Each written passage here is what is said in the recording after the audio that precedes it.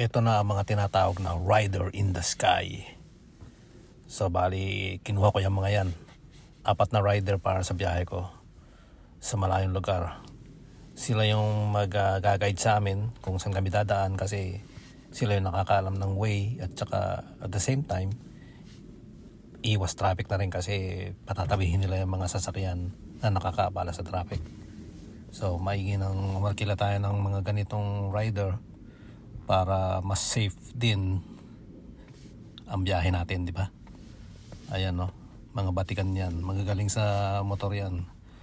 May 4 lang yan nasa harapan namin. So anytime na magkokos ng traffic, sila ang bahala dyan. So kaya tuloy-tuloy lang ang biyahe. Mas maganda yung ganito para iwas traffic. No, napakaganda ang luwag, oh. Kung wala yan, traffic yan. Kasi sa daming dumadaan dito ngayon maluwag kasi pinapatabi nila. Kaya ang laking bagay, di ba?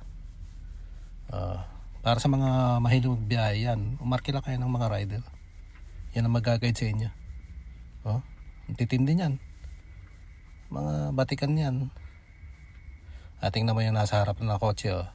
Yan, sinusundan nila yan. Patatabihin nila yan. Hindi po pwedeng hindi nakaharang dyan. Kasi priority kami.